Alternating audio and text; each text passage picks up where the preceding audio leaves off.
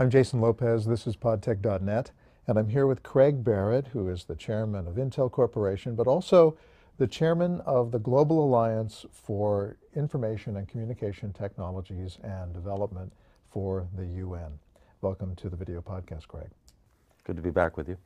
Tell us about this alliance and what the aims are.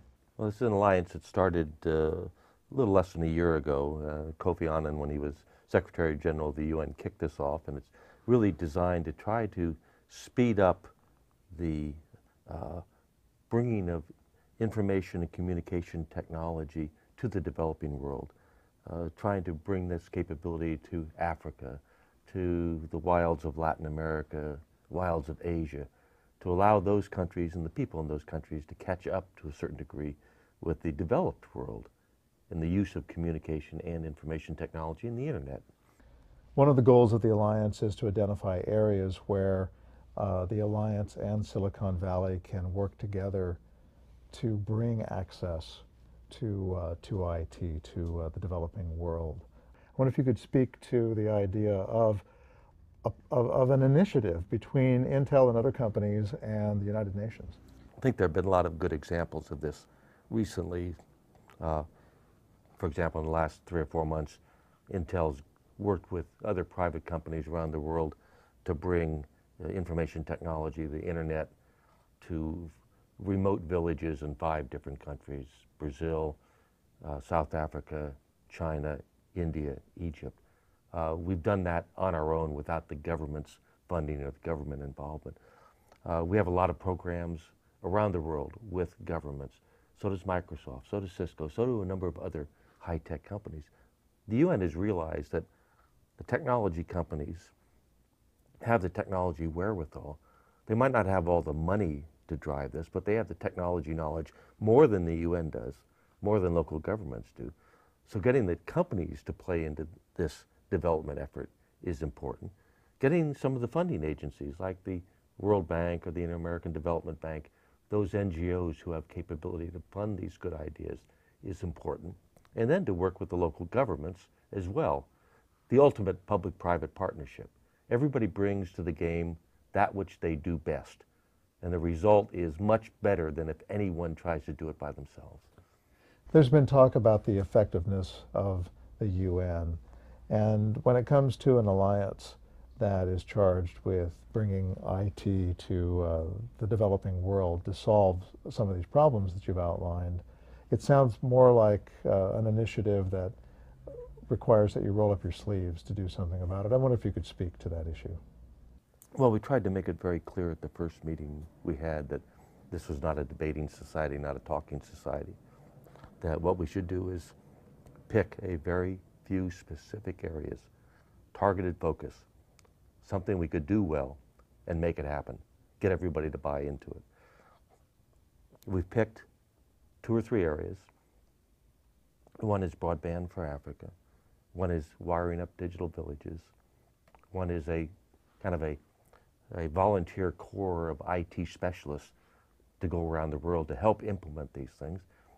Another potential area is IT and communication technology for the disabled or the handicapped. But we're not trying to solve world hunger. We're not trying to do everything for everybody.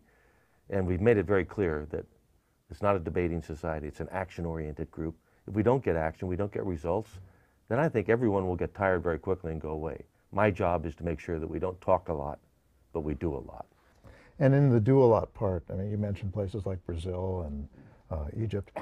These happen to be places where there are also little IT mini Silicon Valleys kind of sprouting up. In the Middle East, you have Israel, and in Brazil, there's IT going on there. In Russia, you start naming these places, India, China, there are IT manufacturing and development areas. How much does that lend itself to the accomplishment of goals that you have? Well, to a certain degree, you depend on that local infrastructure. If you're going to figure out how to get very low-cost computers to Nigeria or to South Africa or Brazil, you probably want to use Brazilian companies as part of the game.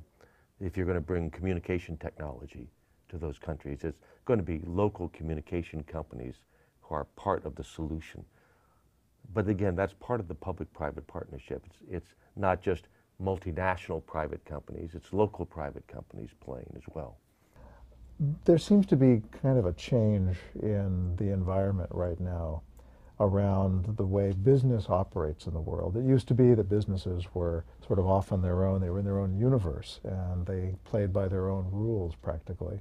But now it seems like businesses are sort of citizens of the world, and they have rights and responsibilities. Do you think things have changed a bit in our I times? think there's obviously been a greater movement towards this nebulous thing called corporate social responsibility, where many companies throughout their whole history have chosen to give back, but it's much more socially demanded or acceptable for companies to get involved in this area.